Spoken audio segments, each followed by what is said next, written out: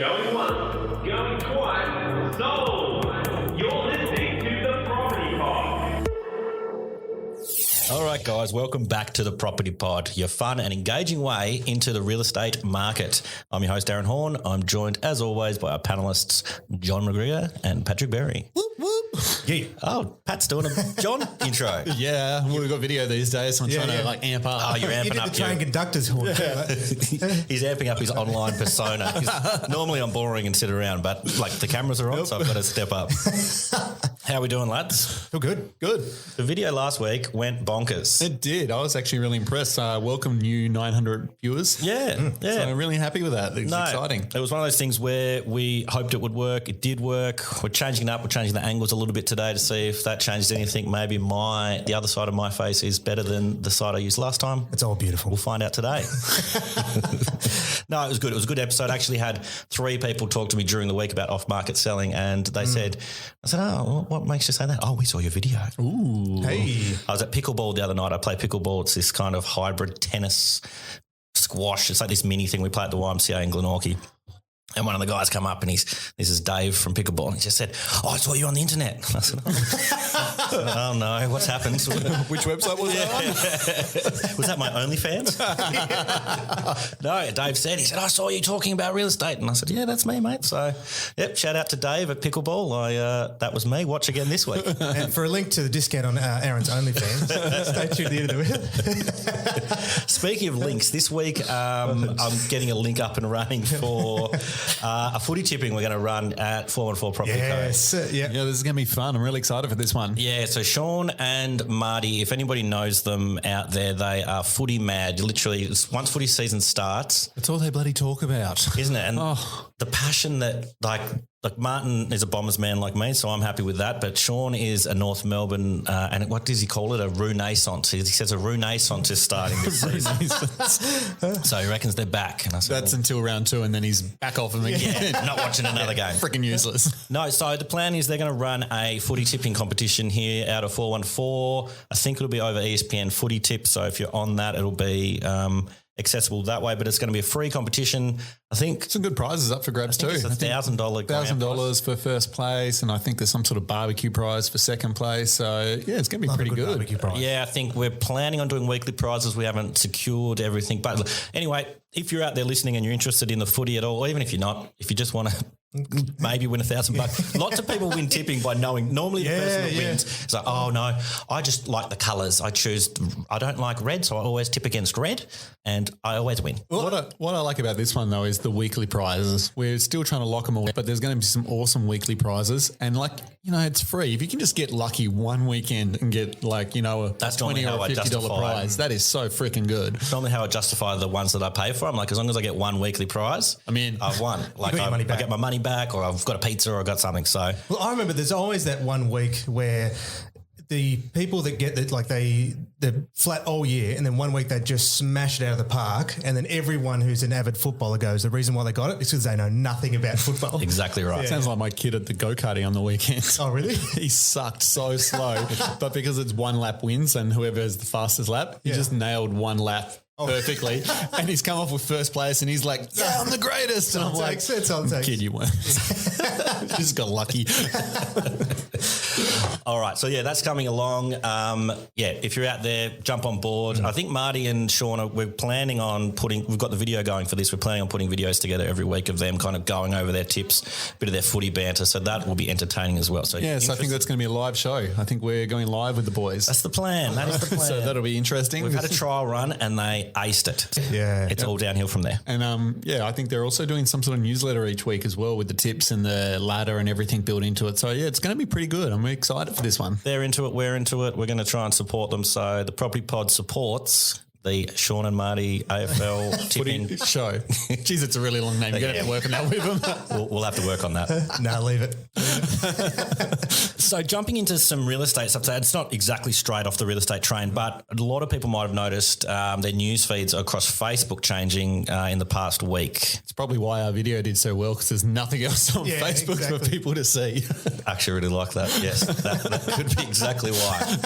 Yeah. So there was an issue with the Australian government and the kings at Facebook? Yeah, so they decided that the Australian government was asking for people to pay for news content, or for Facebook and for Google to pay for news content. So Facebook said, see you later news, and they turned it all off. The good bit is, because lots of people said, it wasn't just like the major news corps that disappeared or their pages appeared with emptiness.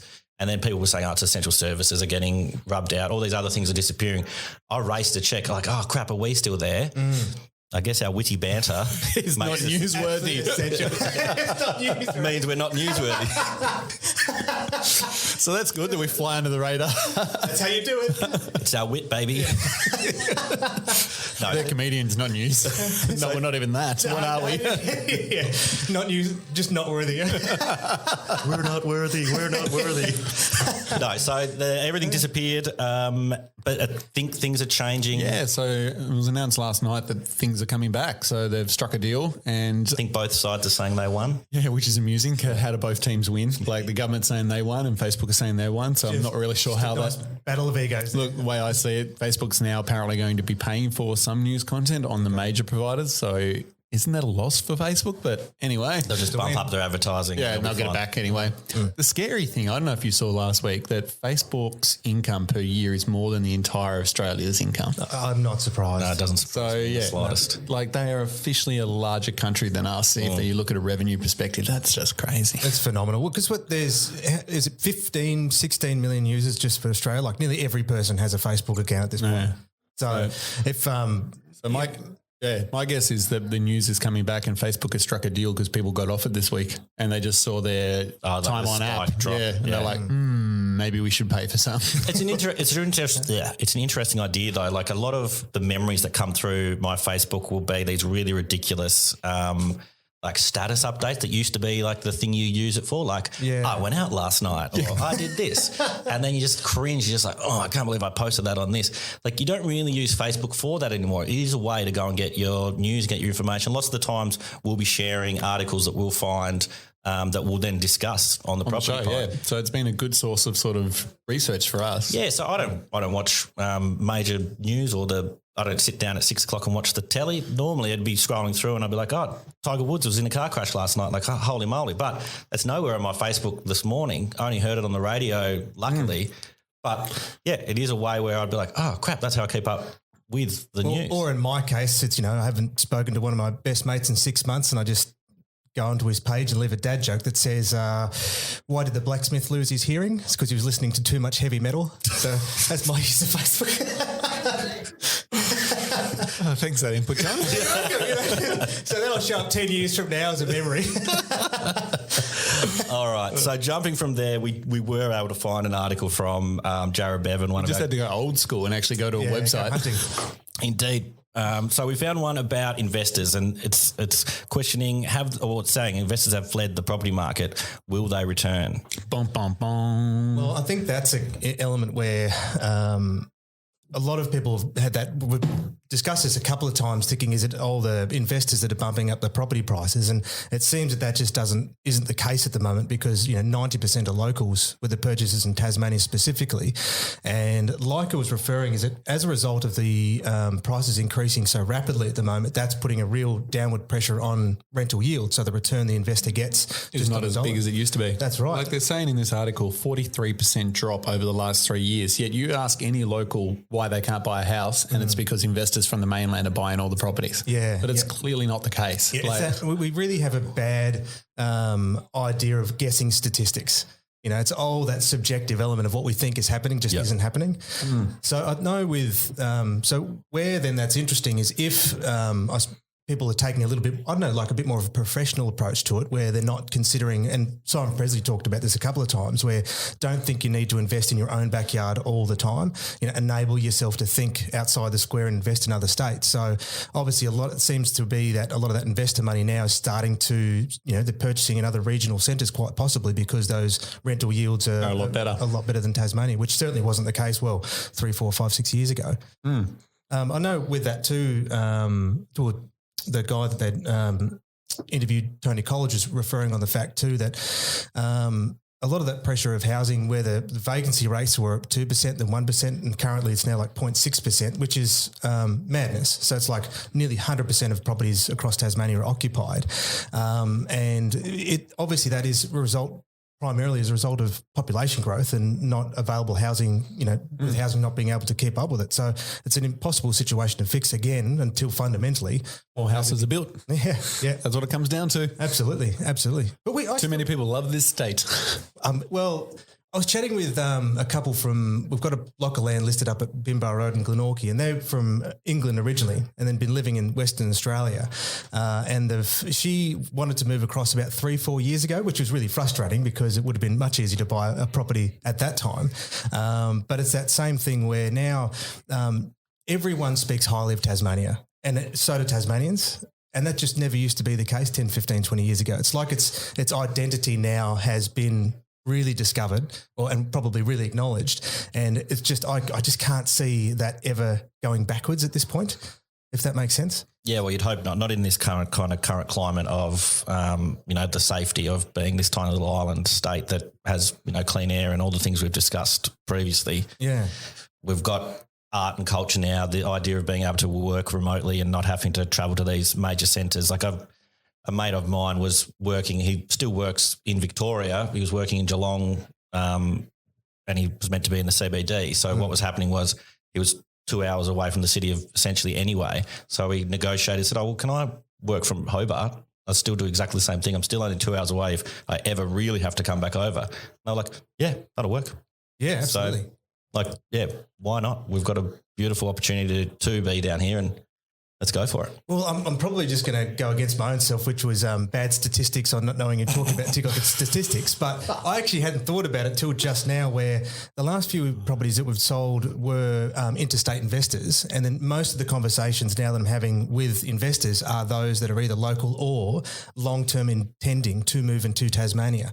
So they're buying now with the intention of moving into it at a later date. Yeah, or that they're wanting they'd like having their portfolio where they live. And one of them specifically was a gentleman, he's a builder working in Western Australia in the mines at the moment. But for him, because he's in a position to be able to move, and then as those investments become vacant as he moves here, he'll be able to do all the renovations and add capital value himself. So for him, even though he could say, look, well, there's better, immediate yields available. For him, he wants to be here so he can physically do that work on the property, which is sort of a concept that I hadn't really thought about. But that does make sense because he'll be able to build much more leverage into that property by using his own hands at a much cheaper cost. And chasing the immediate rental return yield is not what's most important to him, but obviously the long-term capital growth and what he can build into it is. So I suppose when it comes to this idea of considering your investment plan is, like Simon talked about, is try and take your emotions out of it and really play on the numbers and work to a plan rather than just buying out of a mode of fear of missing out. So what are you calling John? Are you saying they're coming back or they're leaving? Yeah, no, we've kind of got both sides of the coin. Yeah, you're sitting on the fence, mate. You got to make a call. Right? Exactly. Well, for me, it doesn't really matter, does it? The point is stick to your plan, which is sort of there was another, and that was where a friend of mine asked me about this recently. He's like, how much should I pay for this investment property, or when's the best time to buy and sell property? Well, usually it's, the best time to buy and sell property is when you need to buy and sell property. Fundamentally, but when it comes to that investment perspective is, if you can try, I said to him, try and avoid this fear of missing out where you're emotionally going to buy a property because you think you're at risk of losing. And if it stacks up with your numbers for an investment, well, then it's fine. Like then you're buying and selling in any market. So, that's a really good fence sitting at. So good. So, look, it looks like investors are in the state, they're out of the state. It's kind of a very interesting little kind of conundrum that we're in here because there's so many people trying to buy, whether they be homeowners or investors. It's hard to say what is right for anyone. Yeah, absolutely. Well, one of the story that I'd like to touch on, because we'll reach out this week to see if we can get a building inspector on, because it's one topic we haven't really deep dive. We keep saying every week, let's get a building so inspector. Let's make sure we make some calls right after we finish this, because a friend of mine reached out and he's interested in purchasing a property where the first contract withdrew as a result of an unfavourable building inspection. So there was much more work that is required to be done. Just for clarification here, when you're saying withdrew, are you meaning generally the building inspection will say, like, we will accept $5,000, $3,000, a certain amount of money worth of damages or something that in the contract is, you know what I'm trying to say? Yeah. So can you explain that to our listeners? In Tasmania, with the standard form of contract, they call it a defect limit. That's it. That's the word I'm looking for. You set a limit. Let's just say, $10,000 is a good example. And then if the clause describes that should the inspection report find damages, so that could be anything from, it used to be in the old contract, plumbing, electrical, structural, roofing defects, but now it's anything. So it could be a loose cupboard handle, it could be a tear in the carpet.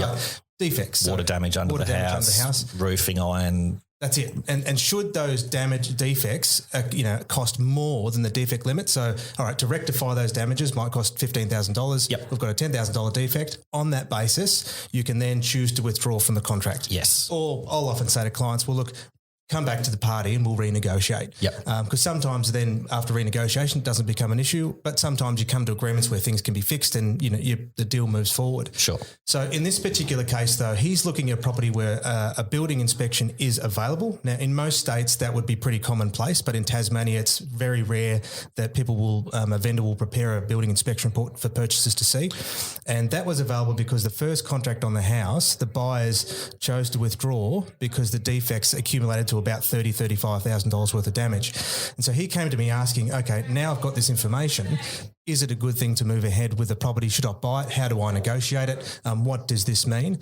And my advice to him primarily was, look, if this is a house that you really like, your only real logical step at this point is to say, if you don't know what this stuff means, is to engage a couple of different professionals who can give you advice on exactly what that is going to cost to repair. Yep. Because, one of them was, inadequate drainage. The water was getting underneath the house. So it's okay.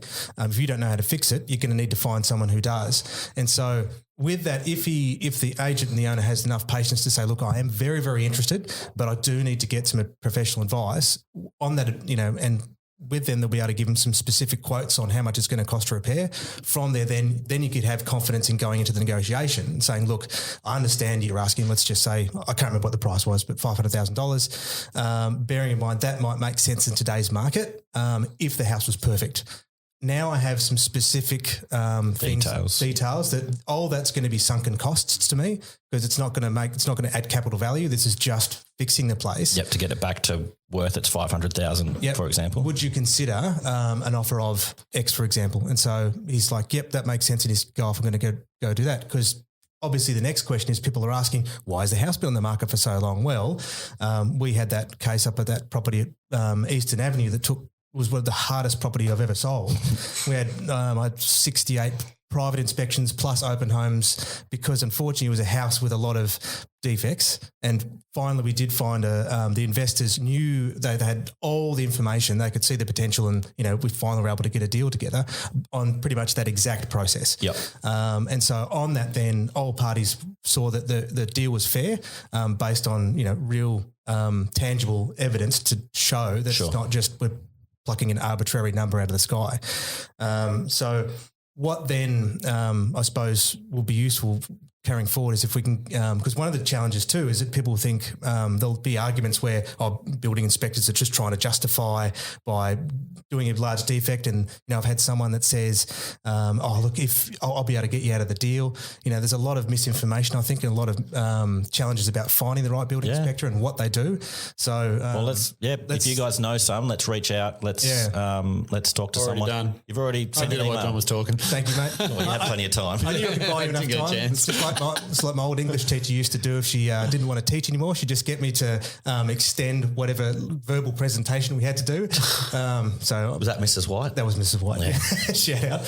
Shout out to Mrs. White, Mrs. Sue White. What a champion. Well, because we had another case where one of our clients came to us that purchased a property from interstate, and they engaged a building inspector who found a lot of defects on this property, but wasn't able to assist them in providing an estimate cost of repair. And without an estimate cost of repair, they couldn't activate that Cancellation clause. So in essence, that building inspection was useless to them in terms of the contract. So we had to give them another building inspector to assist them in the process in order for them to be able to withdraw from the contract. So I think it was a case where they probably chased, cheap fees versus actual good professional advice. Well, I think the time now is to get someone in to properly explain the process for us. Yeah, and so that we can get everyone to understand what their rights are, what they can and can't do with the building inspection, and what the purpose of one is. Yeah, exactly. Well, even if this little rant of mine serves as nothing else to keep your eyes peeled for the next episode,